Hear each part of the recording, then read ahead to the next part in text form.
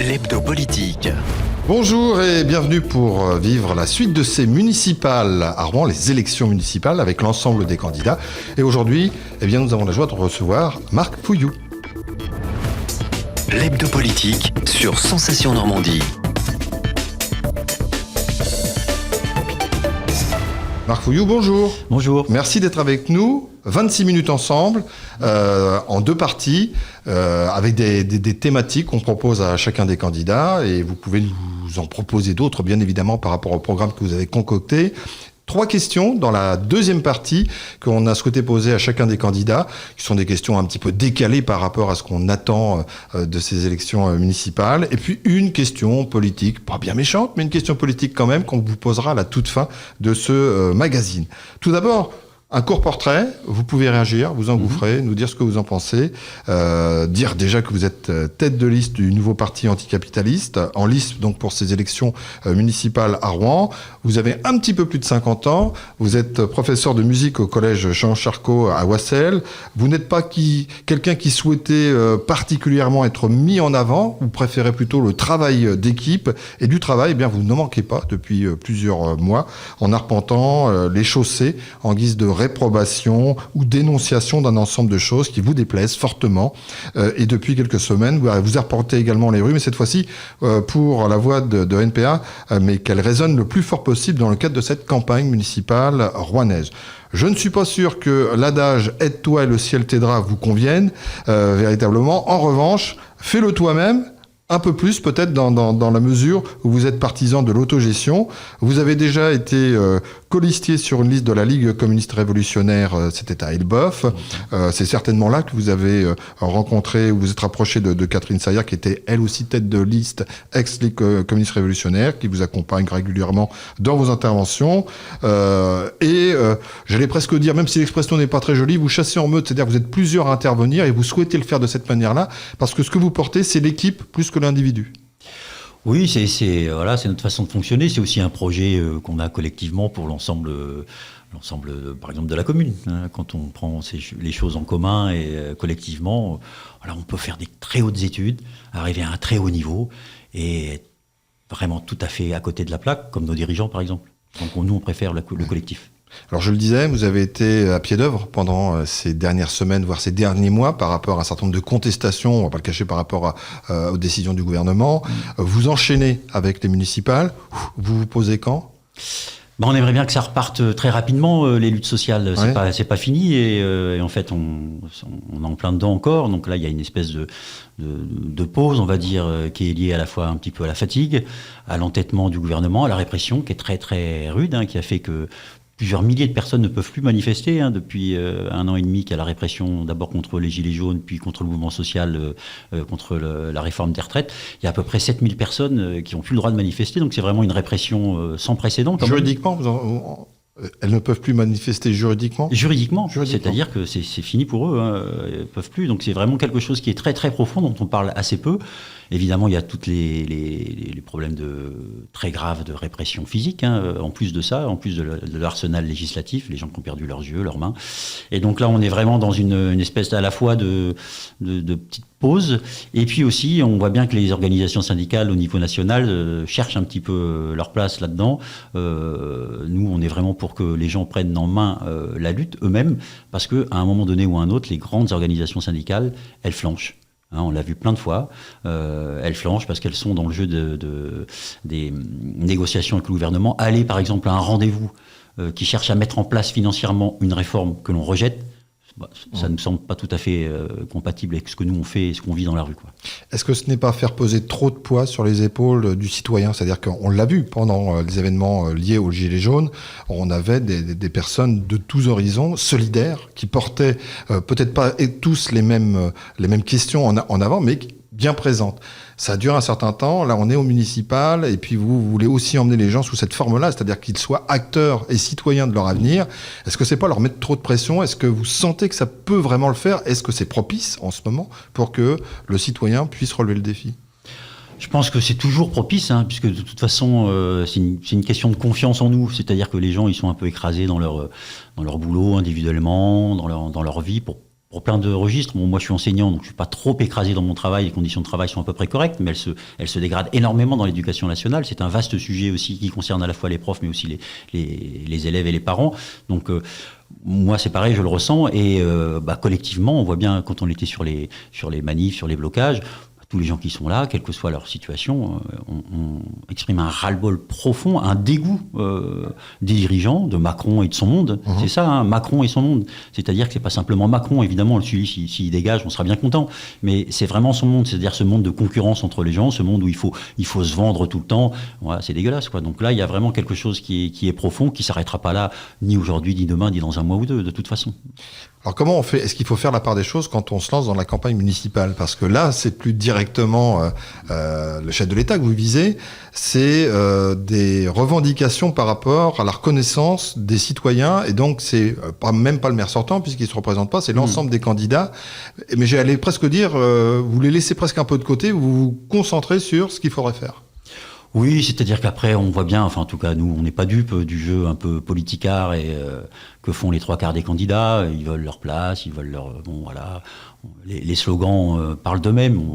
Grosso modo, nous on a l'impression, et c'est aussi un peu l'impression que j'ai dans les discussions, qu'on a dans les discussions, dans les manifs, ils nous prennent pour des cons en fait, les 3/4 des dirigeants, locaux comme nationaux, et localement c'est assez flagrant aussi, quand on voit ce qui s'est passé sur Lubrizol par exemple, où on nous a menti, aussi bien la direction de l'entreprise que la mairie de Rouen, que la préfecture, c'est-à-dire tous ces gens-là nous disent il se passe rien, tout va bien, et qu'au bout du compte, on ne sait pas tout à fait exactement ce qui a cramé, dans quelles conditions les choses ont été stockées. On commence à le savoir parce qu'il y a le collectif qui cherche à obtenir des informations claires, mais il s'est passé quelque chose de très grave à Rouen, et ça ne va pas en rester là. Et donc du coup, c'est vrai que voilà, on va pas se laisser faire, comme on dit.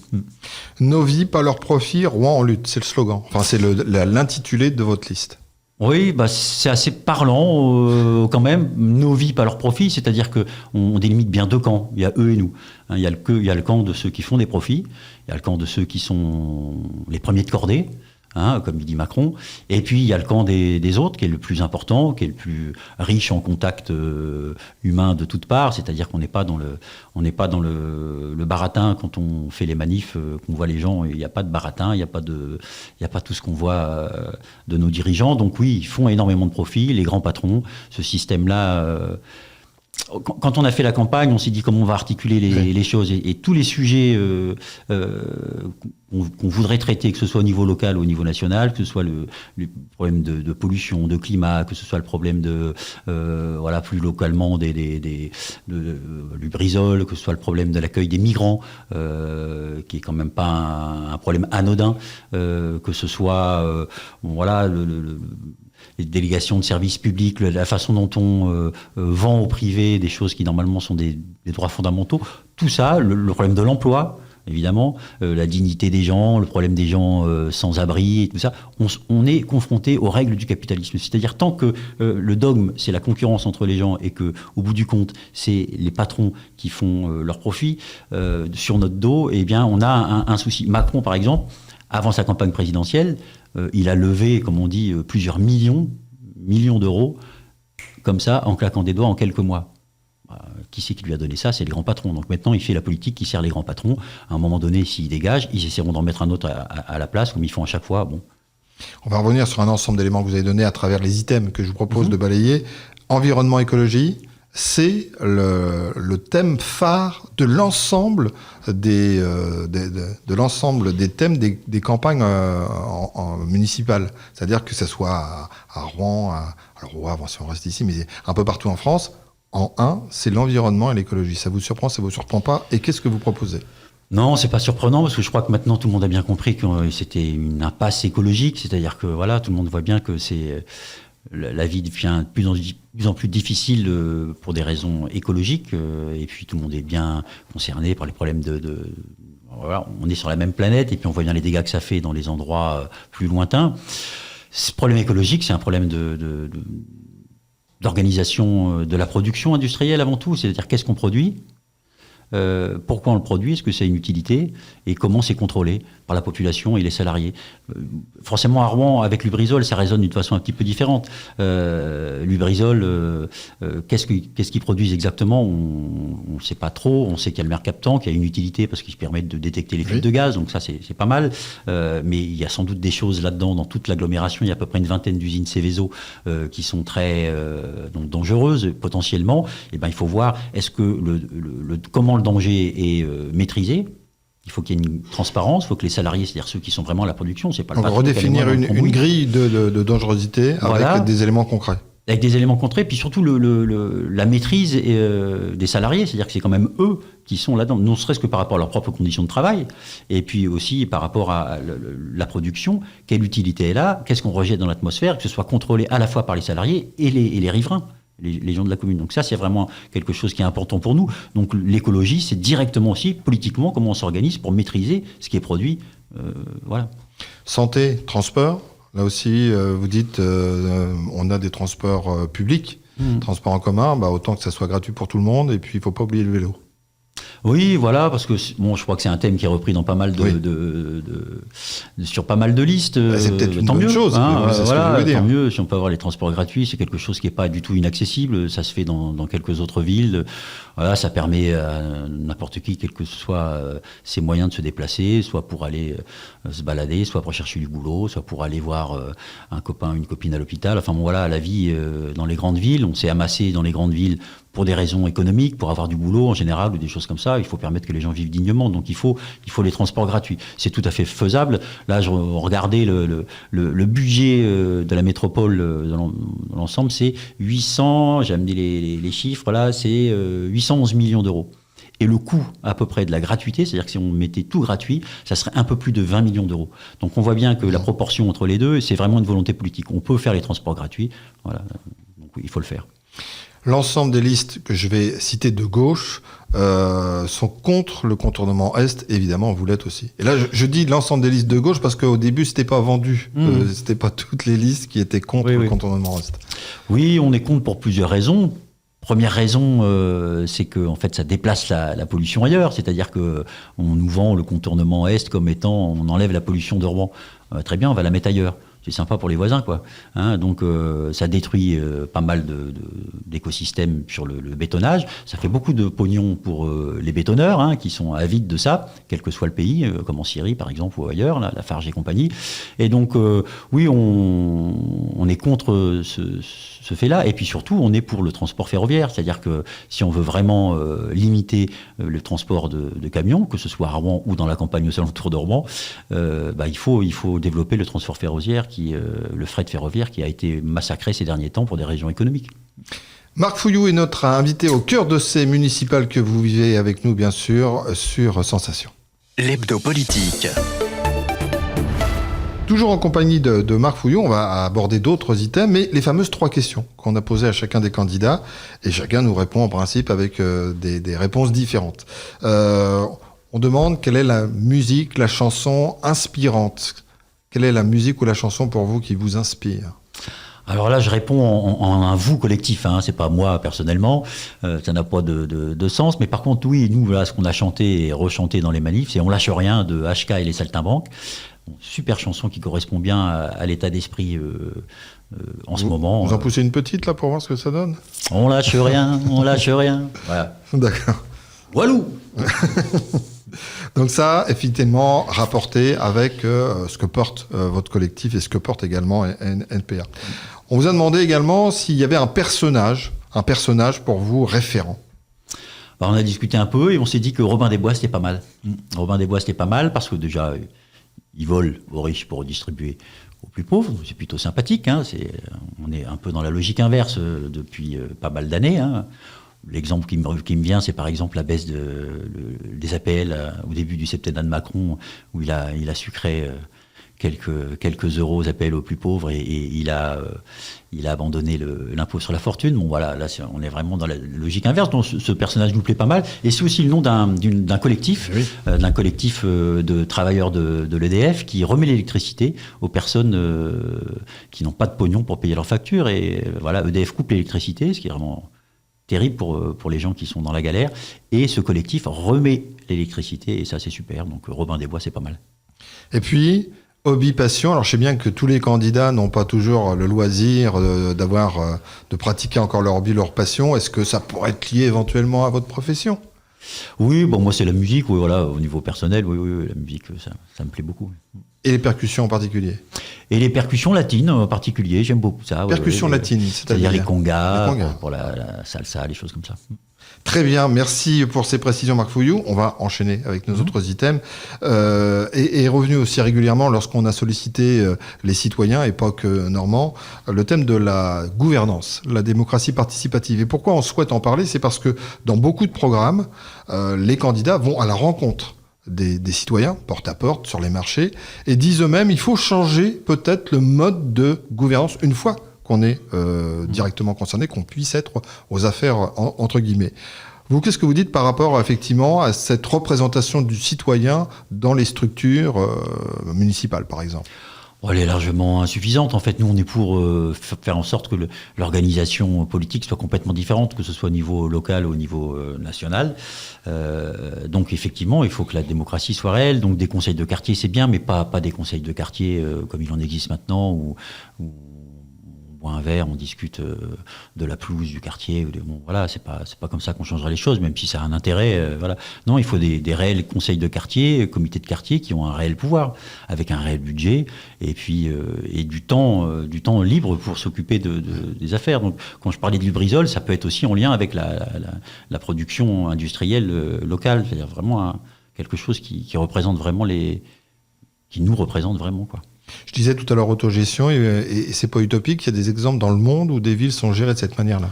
Voilà, donc oui, il y a un exemple quand même qui est intéressant, parce que c'est une grosse ville, c'est au Pérou, Villa del Salvador, c'est au Pérou, donc c'est la banlieue de Lima, il y a 300 000 habitants, c'est des gens qui ont été virés et mis sur un espèce de terrain insalubre à la sortie de la ville, et ça c'est en 1971 je crois, et depuis il y a une ville de 300 000 habitants qui s'est organisée avec des quartiers, des comités de quartier. Alors c'est pas sans souci, sans problème, hein, mais c'est intéressant à suivre parce qu'il est tout à fait possible de faire autrement que ce qui se passe là. Non seulement c'est possible, mais il faut qu'on le fasse vite parce que là c'est la cata complète. Hein.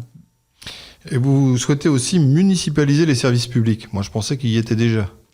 Les parkings, non, par exemple. Hein, revenir aux parkings municipaux. Voilà, les parkings c'est quand même pas rien parce que voilà, on s'en sert, même si nous on voudrait qu'il y ait moins de parking et plus de transport gratuit. Voilà, la voiture a quand même une utilité et on n'est pas contre la voiture. Mais oui, ça c'est quand même quelque chose d'important. Et que l'eau passe à nouveau sous un système de régie publique. Oui, l'eau. C'est souvent d'ailleurs le sujet voilà. le plus pointilleux sur lequel j'allais presque dire, on s'en débarrasse de temps en temps parce que c'est trop compliqué, soi-disant, à gérer. Tout ce qui est de l'ordre des besoins fondamentaux doit passer au public et à la gestion collective, quoi. Pas au public avec 2-3 énarques qui gèrent à la métropole et tout ça, les deniers publics, mais au public vraiment qu'on gère nous-mêmes. C'est pas tout à fait la même chose. Redistribuer des services fondamentaux à la commune. Et ne plus le laisser en gestion à la métropole, c'est ça que vous dites ? Voilà, c'est-à-dire que à la commune ou avec les communes environnantes, mais l'étage de la métropole, c'est un étage supplémentaire qui est loin de la démocratie et loin du contrôle des gens, quoi. Voilà, on ne sait pas ce qu'ils font dans ce beau bâtiment. Voilà. Alors, vous êtes le seul candidat, Marc Fouillou, si vous êtes élu, à démissionner aussitôt derrière. C'est surprenant. Oui, c'est une anecdote. Hein, c'est l'autre fois, un de vos concurrents ou collègues, ils m'ont posé la question. Bon, c'est une anecdote, oui, évidemment, mais comme de toute façon, je ne serai pas du tout élu et que la question ne se posera pas, voilà. Mais vous l'auriez fait, c'est-à-dire sur le principe, en disant, on redistribue de logique par rapport à ce qu'on porte, il faut... Évidemment, si on veut qu'il y ait un contrôle des gens, il ne faut pas qu'il y ait des gens au-dessus d'autres, quoi. Voilà, ça semble une évidence, même s'il peut y avoir des représentants élus et révocables. Oui. Enfin voilà, c'est tout le jeu de la démocratie, mais pas une espèce de figure comme ça. Non. Attractivité du territoire. Là, on revient à ce que vous évoquiez tout à l'heure, le logement. Et vous soulignez, la mairie peut faire beaucoup plus qu'elle ne fait. Ou surtout qu'elle ne fait pas. C'est-à-dire que le maire a le pouvoir de réquisition des logements vides. Il y a quand même un gros souci d'hébergement et de logement. Et le maire peut, c'est dans ses attributions, réquisitionner les logements vides. C'est aussi dans la loi, c'est-à-dire que c'est tout à fait légal. Et donc il y a la nécessité à la fois de développer une politique qui amène à des logements plus rapidement pour les gens qui sont vraiment demandeurs, quelle que soit leur nationalité. Il y a aussi une petite chose qu'on voudrait dire au niveau de ces élections-là, c'est qu'on est pour l'accueil inconditionnel des migrants. C'est-à-dire que nous, quelqu'un qui est à la rue, c'est quelqu'un qui est à la rue. On s'en fout de savoir d'où il vient ou quoi que ce soit. C'est une évidence. Pour nous, en tout cas, donc il n'y a aucun tri là-dessus. Donc les gens doivent pouvoir avoir un lieu où pouvoir dormir. Pour l'hébergement d'urgence, par exemple, on a été quand même plusieurs années être obligé d'aller devant le foyer de Colette Hiver à essayer avec les gens du collectif 76 travailleurs sociaux, avec les militants divers et variés de gauche et d'extrême gauche, anarchistes, le droit au logement, à aller sur les Hauts-de-Rouen pour que ce soit ouvert toute la journée, que ce soit ouvert la nuit. On y est allé plusieurs fois. On a voilà. Et donc il faut qu'il y ait des lieux d'hébergement d'urgence qui soient tout à fait corrects et en nombre. Et évidemment, il faut réquisitionner les logements pour que tout le monde puisse être logé. Oui. Vous précisez bien pour tout le monde, parce qu'effectivement, il y a les ressortissants, et vous dites aussi c'est exactement la même chose. Vous ne voulez pas faire de différenciation, il ne faut surtout pas y aller. Non, il ne faut pas faire de différenciation. C'est un piège dans lequel s'engouffre évidemment. Enfin, c'est pas s'engouffre, c'est leur idéologie raciste. Voilà, le RN et une bonne partie de la droite. Malheureusement, ça glisse un petit peu sur les partis, on va dire traditionnels du gouvernement de gauche. C'est-à-dire que ce que disait Rocard, on peut pas accueillir toute la misère du monde. Moi, qui se rassure, Rocard. Bon, maintenant, il est rassuré, mais le truc, c'est que personne pense que tout le monde veut venir en France. Les gens, ils aimeraient bien rester chez eux peinards, en pouvant vivre normalement. Donc, ceux qui sont vraiment ici, dans des conditions déplorables, s'ils échappent à la mer du Méditerranée et à toutes les saloperies que l'Union européenne leur fait, eh bien oui, il faut arriver à les accueillir dignement parce qu'on n'est pas des chiens, quoi. Dans le cœur de l'attractivité du territoire, vous placez plutôt le cadre de vie. Dans ce cadre de vie, vous dites aussi il faut penser aux conditions de vie, notamment des locataires, et notamment ceux qui sont en difficulté. Vous prévoyez des plans d'appurement des dettes. Comment on peut faire ? Oui, c'est-à-dire que voilà, les gens qui n'arrivent pas à payer leur loyer sont pas responsables de ça. C'est qu'en général, s'ils n'arrivent pas à payer leur loyer, c'est qu'ils n'ont pas de boulot, c'est qu'ils sont victimes en premier lieu de ce système de concurrence entre les gens qui laisse beaucoup de gens sur le côté. Et effectivement, il faut que les régies de services publics qui peuvent s'occuper des logements sociaux, parce que les bailleurs sociaux aussi, c'est privé souvent.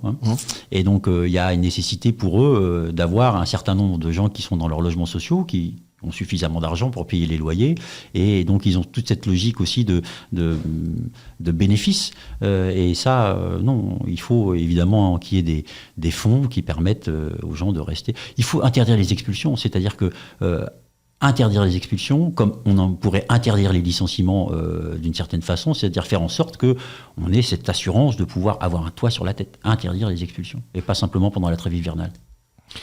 Vous proposez des prêts de salles municipales pour un ensemble de manifestations qui puissent y être organisées, c'est-à-dire mettre à disposition du bien des citoyens, des biens municipaux.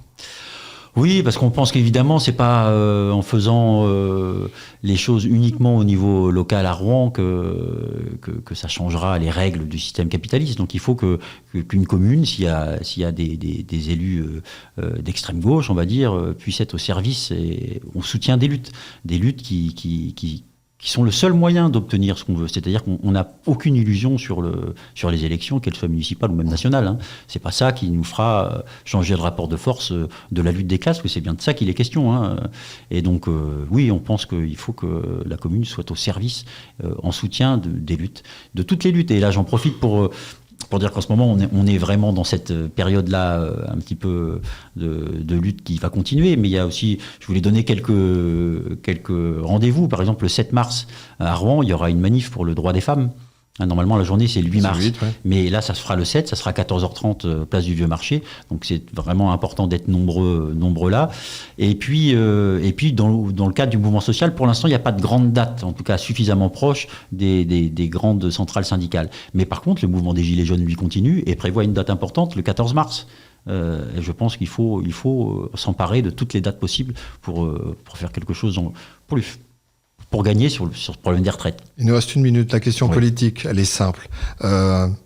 Si on compte le nombre de pourcentages, vous, Lutte ouvrière, la France insoumise, on peut penser arriver à 10%. Pourquoi vous ne partez pas ensemble? Alors j'ai bien compris qu'il y avait un rapport de philosophique avec notamment la France Insoumise, mais on s'est posé la question avec Lutte ouvrière, pourquoi ne pas y aller ensemble?